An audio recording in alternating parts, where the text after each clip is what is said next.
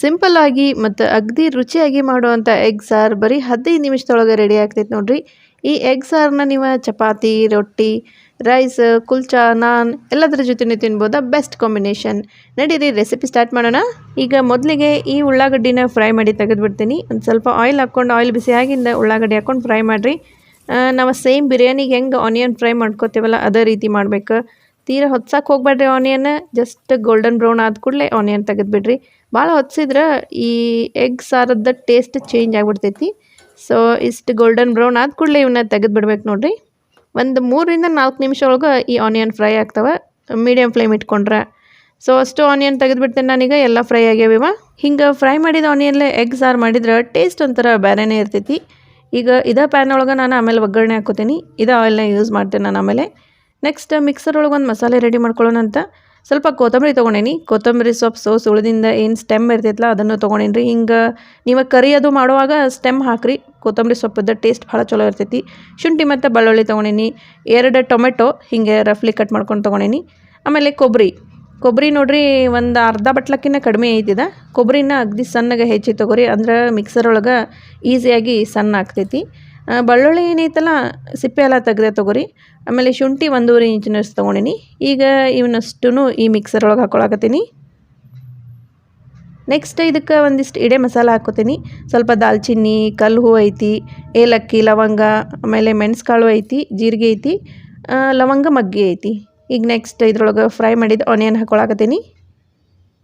ಇದಕ್ಕೆ ನೀರೇನು ಹಾಕಕ್ಕೆ ಹೋಗ್ಬೇಡ್ರಿ. ಜರೂರತ್ ಇದ್ರೆ ಒಂದು ಸ್ವಲ್ಪ ನೀರು ಹಾಕಿ ಅಗದಿ ಸಣ್ಣಗೆ ರುಬ್ಕೋಬೇಕು ನೋಡಿರಿ. ಇಷ್ಟು ಸಣ್ಣಗೆ ರುಬ್ಕೊಂಡೆ ನಾನು. ಆಮೇಲೆ ಟೊಮೆಟೊನ ನೀವು ಹಿಂಗೆ ಮಿಕ್ಸರ್ ಒಳಗೆ ಹಾಕಿ ಪೇಸ್ಟ್ ಮಾಡೋದು ಬೇಡ ಅಂತಂದ್ರೆ ಸಣ್ಣಗೆ ಕಟ್ ಮಾಡಿ ಆಮೇಲೆ ಒಗ್ಗರಣೆ ಒಳಗೆ ಹಾಕ್ಕೋಬೋದು. ಬಟ್ ಹಿಂಗೆ ಪೇಸ್ಟ್ ಮಾಡಿ ಹಾಕಿದ್ರೆ ನಮ್ಗೆ ಸ್ವಲ್ಪ ಗಟ್ಟಿರುವಂಥ ಗ್ರೇವಿ ಸಿಗ್ತೈತಿ. ಈಗ ಇದೇ ಪ್ಯಾನ್ ಒಳಗೆ ಒಗ್ಗರಣೆ ಹಾಕ್ಕೋತೀನಿ. ನಾನು ಒಂದು 2 ಸ್ಪೂನಷ್ಟು ಎಕ್ಸ್ಟ್ರಾ ಆಯಿಲ್ ಹಾಕ್ಕೊಂಡಿದ್ದೆ. ನೆಕ್ಸ್ಟ್ ಇದ್ರೊಳಗೆ ಉದ್ದುದಕ್ಕೆ ಸಣ್ಣಗೆ ಹೆಚ್ಚಿದ್ದ ಉಳ್ಳಾಗಡ್ಡಿ ಹಾಕ್ಕೊಳಕತ್ತೀನಿ. 1 ಮೀಡಿಯಮ್ ಸೈಜಿನ ಉಳ್ಳಾಗಡ್ಡಿ ತೊಗೊಂಡೇನಿ. ಆಮೇಲೆ ಈ ಉಳ್ಳಾಗಡ್ಡಿಯನ್ನು ಪೂರ್ತಿ ಬ್ರೌನ್ ಆಗೋವರೆಗೂ ಏನು ಫ್ರೈ ಮಾಡ್ಕೊಳ್ಳೋದು ಬೇಡ. ಜಸ್ಟ್ ಹಿಂಗೆ ಟ್ರಾನ್ಸ್ಪರೆಂಟ್ ಆದ ಕೂಡಲೇ ಉಳಿದಿದ್ದೆಲ್ಲ ಇಂಗ್ರೀಡಿಯೆಂಟ್ಸ್ ಹಾಕ್ಕೊಳ್ಳೋಣ ಅಂತ. ಸೊ ಇದು ಫ್ರೈ ಆಗೈತಿ. ನೆಕ್ಸ್ಟ್ ರುಬ್ಕೊಂಡಿದ್ದಷ್ಟು ಮಸಾಲೆನ ಹಾಕ್ಕೊಂಡ್ಬಿಡ್ತೀನಿ. ಆಮೇಲೆ ಈ ಎಗ್ ಸಾರಿಗೆ ಸ್ವಲ್ಪ ಆಯಿಲ್ ಮುಂದೆ ಮಾಡಿ ಹಾಕ್ರಿ, ಆಯಿಲ್ ಜಾಸ್ತಿನ ಹಾಕ್ರಿ. ಸೊ ಈಗೇನೈತಲ್ಲ ಒಂದು ಸ್ವಲ್ಪ ಹೊತ್ತು ಫ್ರೈ ಮಾಡ್ಕೋಬೇಕ್ರಿ. ಮೀಡಿಯಮ್ ಫ್ಲೇಮ್ ಇಟ್ಕೊಂಡು ಫ್ರೈ ಮಾಡ್ಕೊರಿ. ಇದು ಹೆಂಗೆ ಫ್ರೈ ಆದಂಗೆ ಸ್ವಲ್ಪ ಗಟ್ಟಿ ಆಗ್ತೈತಿ.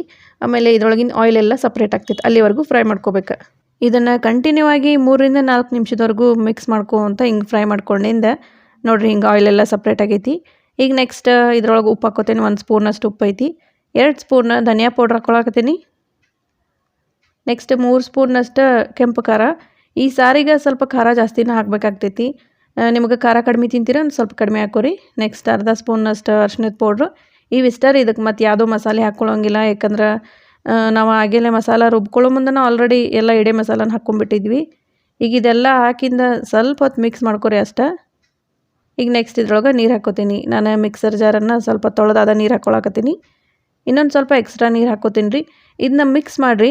ಈ ಸಾರು ಭಾಳ ಗಟ್ಟಿ ಅನ್ನಿಸ್ತಂತಂದ್ರೆ ಇನ್ನೊಂದು ಸ್ವಲ್ಪ ಎಕ್ಸ್ಟ್ರಾ ನೀರು ಹಾಕ್ಕೋಬೋದಾ. ಆಮೇಲೆ ಇದನ್ನ ಆದಷ್ಟು ತೆಳ್ಳಗನ ಮಾಡ್ಕೊರಿ.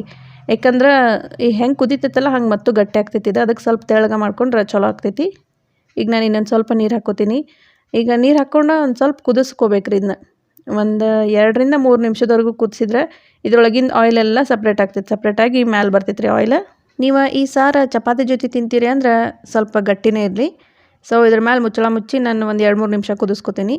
ಅಲ್ಲಿವರೆಗೂ ಎಗ್ ಫ್ರೈ ಮಾಡ್ಕೊಳ್ಳೋಣಂತ. ಒಂದು ಅರ್ಧ ಸ್ಪೂನಷ್ಟು ಆಯಿಲ್, ಸ್ವಲ್ಪ ಅರಿಶಿನ, ಒಂದು ಸ್ವಲ್ಪ ಖಾರ, ಆಮೇಲೆ ಧನಿಯಾ ಪೌಡ್ರ, ಒಂದು ಸ್ವಲ್ಪ ಉಪ್ಪು ಇವೆಲ್ಲ ಹಾಕಿ ಎಗ್ಗನ್ನು ಫ್ರೈ ಮಾಡ್ಕೋಬೇಕು.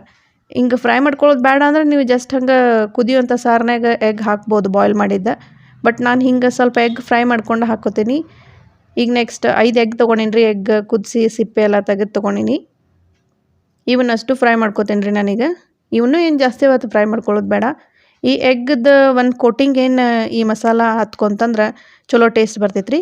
ಈಗ ಈ ಎಗ್ ಎಲ್ಲ ಫ್ರೈ ಆಗ್ಯಾವ. ಇವನ್ನಷ್ಟನ್ನು ತೆಗೆದುಬಿಡ್ತೀನಿ.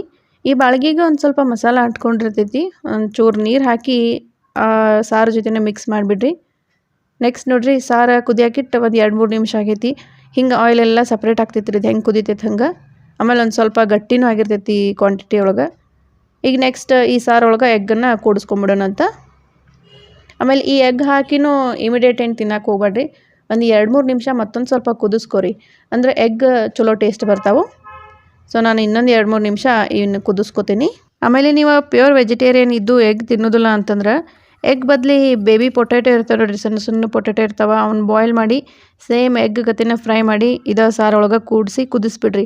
ಅದು ಟೇಸ್ಟ್ ಭಾಳ ಚಲೋ ಬರ್ತೈತಿ. ರೈಸ್ ಜೊತೆನೂ ಚಪಾತಿ ಜೊತೆನೂ ಮಸ್ತ್ ಆಗ್ತೈತೆ ರೀ ಅದು. ನೋಡಿರಿ ನಾನು ಒಂದು 5 ನಿಮಿಷ ಇವನ್ನ ಕುದಿಸ್ಕೊಂಡೆ. ಆಮೇಲೆ ಆಯಿಲ್ ಎಲ್ಲ ಸಪ್ರೇಟ್ ಆಗೈತಿ. ಎಗ್ಗನ್ನು ಚಲೋ ಕುದ್ದವ್ರಿ ಈ ಸಾರು ಜೊತೆನ. ಸೊ ಕ್ವಿಕ್ಕಾಗಿ ರೆಡಿ ಆಗುವಂಥ ಎಗ್ ಸಾರು ರೆಡಿ ಆಗೈತಿ. ನೋಡಿರಿ ಎಷ್ಟು ಮಸ್ತ್ ಕಾಣಕತ್ತೈತಿ ಇದು. ಈ ಎಗ್ ಸಾರನ್ನ ನೀವು ಚಪಾತಿ, ರೈಸ್, ರೊಟ್ಟಿ ಅದ್ರ ಜೊತೆ ಆದರೂ ತಿನ್ನಿರಿ, ಮಸ್ತ್ ಕಾಂಬಿನೇಷನ್ ಇರ್ತೈತಿ. ಸೊ ಇವತ್ತಿನ ರೆಸಿಪಿ ನೀವು ನಿಮ್ಮ ಮನೆಯೊಳಗೂ ಟ್ರೈ ಮಾಡಿರಿ. ನನಗೆ ಕಮೆಂಟ್ ಮಾಡಿರಿ ಮತ್ತು ಹೆಂಗಾಗೈತಿ ಅಂತಂದು. ನನ್ನ ಚಾನಲ್ನ ನೀವು ಇನ್ನೂವರೆಗೂ ಸಬ್ಸ್ಕ್ರೈಬ್ ಮಾಡಿಲ್ಲ ಅಂತಂದ್ರೆ ಬೇಗ ಸಬ್ಸ್ಕ್ರೈಬ್ ಮಾಡಿರಿ. ಇವತ್ತಿನ ರೆಸಿಪಿ ನಿಮಗೆ ಇಷ್ಟ ಆಯ್ತು ಅಂದ್ರೆ ಒಂದು ಲೈಕ್ ಮಾಡೋದು ಮಾತ್ರ ಮರಿಬೇಡ್ರಿ. ನೆಕ್ಸ್ಟ್ ಇನ್ನೊಂದು ಹೊಸ ರೆಸಿಪಿ ಜೊತೆ ನಿಮ್ಮನ್ನು ನಾನು ಭೇಟಿ ಆಗ್ತೀನಿ. ಧನ್ಯವಾದಗಳು.